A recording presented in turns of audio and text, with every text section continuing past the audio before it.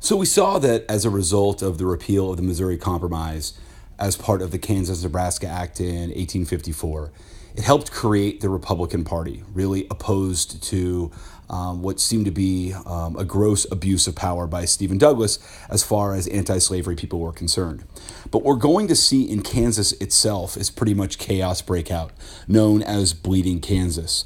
So in 1855, there's a territorial election for the government, and a bunch of pro-slavers known as border ruffians come in from Missouri, and they create a pro-slavery government, and they basically threaten to kill all abolitionists. And in fact, in the government that they've created, they expel the few anti-slavery members and declare Kansas open to slavery. Well, people who are against slavery say, well, this government was fraudulently elected by a bunch of Missourians. We're going to create our own free soil government. They have a constitutional convention in Topeka. They draft basically a state constitution that excludes slavery, and they apply for statehood. So at this point, you have two different governments operating in Kansas. One that says it is for slavery and one that says that it is against. And we'll talk more in class how that's ultimately resolved. Now you have the town of Lawrence, which is now home to the University of Kansas, and it is an anti-slavery town. But a bunch of pro-slavery folks, mostly from Missouri, but some from Alabama and South Carolina, come in and they, quote, sack the town. And what that means is they destroy the newspaper presses, which is important because that's one way of getting out the anti-slavery propaganda. But they also burn homes and they ransack shops. And so this violence that occurs in Lawrence is going to be very important because it's a necessary precondition to bring onto the scene a man who's good at a few things, having kids and being crazy, but pretty much nothing else, John Brown. Now, John Brown wants to wage a holy war on slavery. He is incredibly progressive. He is a white person who lives amongst black people and is comfortable doing that and believes that blacks deserve liberty and full social equality. This is a big deal. Even amongst abolitionists, this was pretty radical. And he's going to take 4 of his sons. He has 23 kids. And he's going to go to a place in Kansas called Pottawatomie Creek, which is a pro-slavery settlement. And he is going to hack to death, very brutally, very gruesome, 5 men that are thought to be pro-slavers. Not entirely clear that they are, but he believes they are. And he's really trying to make a statement. And this all becomes part of really a guerrilla war between these pro-slavery border ruffians, people that are anti-slavery from Nebraska called the Nebraskals, and then people coming from the East Coast like John Brown. Now, 2 days before the Pottawatomie Massacre, there was, in fact, a serious act of violence that happened in the U.S. Senate. Now, in the U.S. Senate, Charles Sumner from Massachusetts had given a speech called The Crime Against Kansas. And in essence, he called out the South, but specifically South Carolina, and one of its senators, Andrew Butler. And he basically said in no uncertain terms, by choosing slavery, you have chosen a dirty whore, and you guys think it's a beautiful woman, but you just don't understand what a woman of ill repute she is. Now, those were very much fighting words, and now Butler didn't fight Sumner, but his cousin Preston Brooks did. Now, Preston Brooks was in the House of Representatives. He came into the Senate with a very heavy cane that had a gold head on it, and while Sumner was sitting at his desk, he beat him over and over and over again within inches of his death. Now, I am not being hyperbolic. He almost died.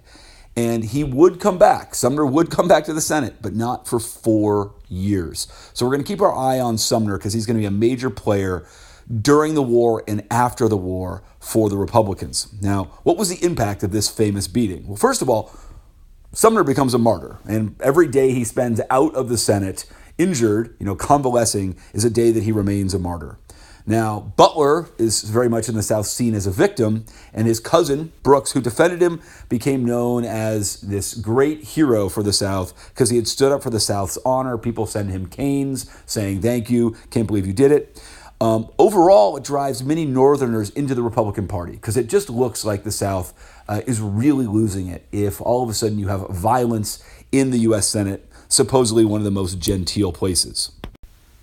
Now, in the same year, or I should say a climactic year, 1857, in which President Buchanan was elected in 56. He comes in 57. It's going to be a rough year for him. And part of that has to do with the Panic of 1857.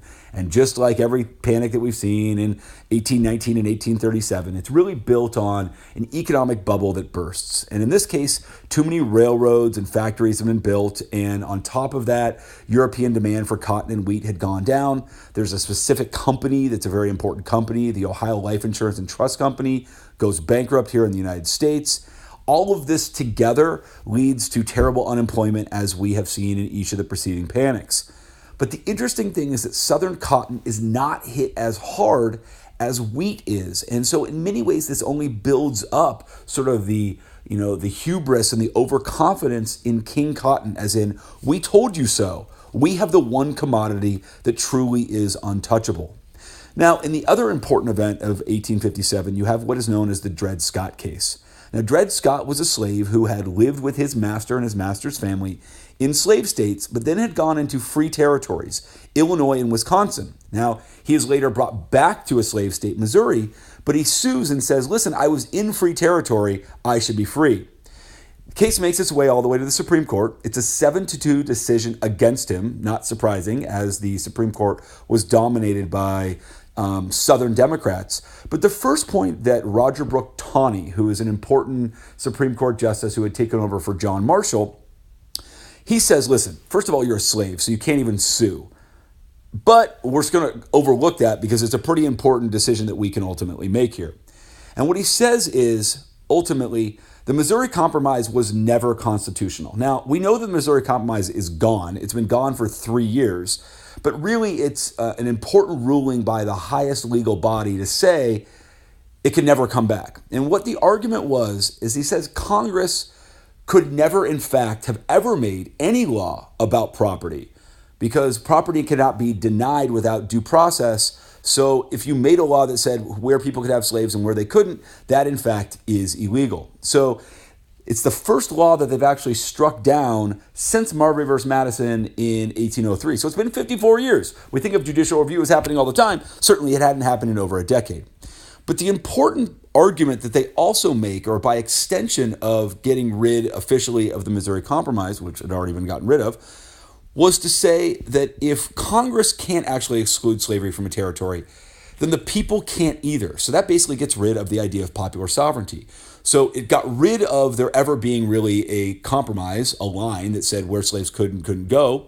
And it also said that you can't basically have popular sovereignty, which is going to be pretty important in terms of what we see later on with Stephen Douglas, who had given us that big idea in Kansas, Nebraska. Now, the Republicans hate this decision, and in fact, the North will pretty much reject this decision in the same way Andrew Jackson had rejected earlier decisions. They basically say, we don't care about it at all. Now, we're going to find our way to Illinois in 1858, where Abraham Lincoln is running for the Republicans for Senate. Again, that party is only 4 years old, and he's running against Stephen Douglas, the guy who had helped bring Kansas-Nebraska Act to bear. And also, really, the Compromise of 1850, when Clay couldn't get it done. Now, Lincoln hates slavery, but he's not an abolitionist. Now, he thinks that the country shouldn't force slavery to end where it exists, but he doesn't want it to expand in the territories. That's an important distinction. Keep it where it is, but I don't want it to expand any further. Now, when he's running against Douglas in their famous Senate election, he says, look, all Stephen Douglas cares about is popular sovereignty. Well, I actually care about the principle. And they engage in a bunch of debates, the most famous of which is known as the Freeport debate. I didn't have you write about it on here, but I want you to know basically what happens. Lincoln looks at Douglas and he says, what's it going to be? Okay, do you believe in popular sovereignty, or do you believe in Dred Scott, which ultimately just ruled that you can't have popular sovereignty? And Douglas doubles down on popular sovereignty and says, you know what, I believe the people should choose. Now, again, that's something the North is okay with hearing, but it's certainly not with the South. So when Douglas wins the election, as he does in 1858, it's going to be great for him. But he's never going to be able to be the president that he wants to be, particularly 2 years later, because he's so angered the South with his decision in the Freeport Doctrine.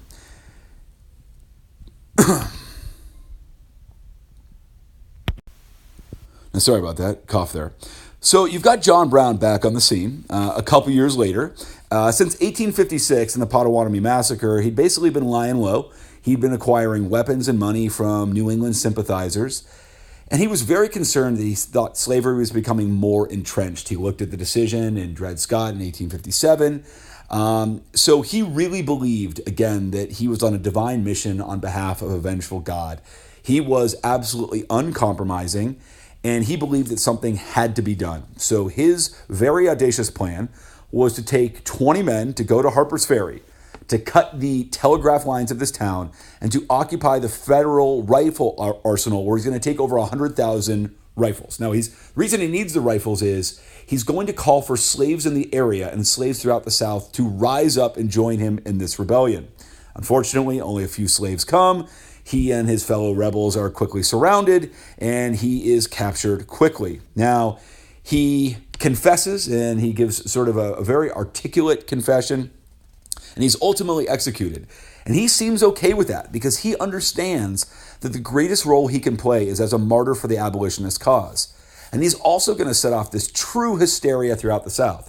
So if you thought the sort of post-Nat Turner Rebellion hysteria in 1831 was intense, it's going to be even more intense right here in 1859. You're going to see outlawing of any anti-slavery activity throughout the South, and it's really going to call for secession because the South looks at the North and says, you've got crazy people like John Brown that are willing to do this. They're coming for us. Now, fast forward into 1860, and you're going to have the Democrats getting together to nominate a president. And the problem is that Northern Democrats and Southern Democrats have a very different view. Northern Democrats are like, you know what, we promised to defend slavery, but we don't want it to expand into the new territories, sort of like Lincoln had said. And the South says, absolutely not. We demand, federal protection for slaves in the territories and the states. So they can't resolve these differences. And at their convention, the Northerners are going to win. And so Stephen Douglas is going to become the nominee. But the Southerners get very upset, and they walk out, and they're like, we're going to have our own convention. And so they nominate a pro-slavery guy, John Breckinridge, who'd been the vice president under Buchanan. So now you've got two Democrats, Northern Democrat Douglas, Southern Democrat Breckinridge. And then you're going to have in Chicago the 1860 Republican Convention, where Abraham Lincoln, after many ballots, is nominated. Now, their platform seems very familiar if we've been following Federalists to Whigs and now to Republicans. They want a higher protective tariff. Now, they want free farms, which is something we certainly haven't seen under the Whigs or the Federalists. They want federally financed internal improvements. In this case, they also want a transcontinental railroad.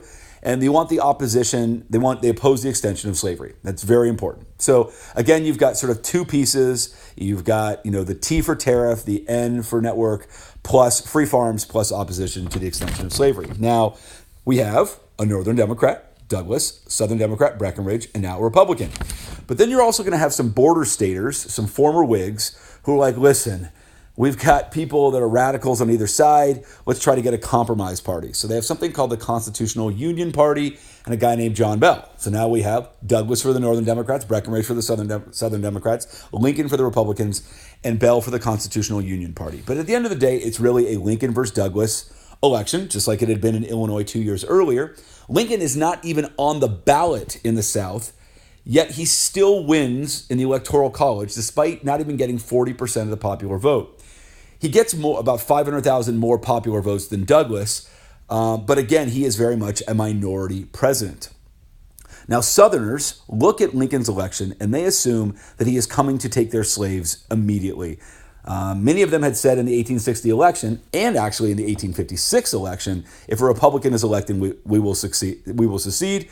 And in fact, in 1860, they are pretty sure that they need to secede because they believe that Lincoln is going to take their slaves. Lincoln writes a private letter to a Georgia congressperson and says, listen, I'm not a crazy radical. Listen, I'm not going to do anything to interfere with slavery directly or indirectly. I just don't want it to extend into the territories. But he's unwilling to say this publicly for fear of really causing a lot of problems. So we're going to get ourselves to South Carolina, and South Carolina, we know, has the highest percentage of slaves relative to whites, 60%. Their leaders are very, very pro-slavery. And so on 12/20, In 1860, just about a month and a half after the election, they unanimously vote to secede from the United States and declare themselves an independent commonwealth. And so we're going to see how the president, James Buchanan, actually deals with this issue, literally Nero fiddling as Rome burns.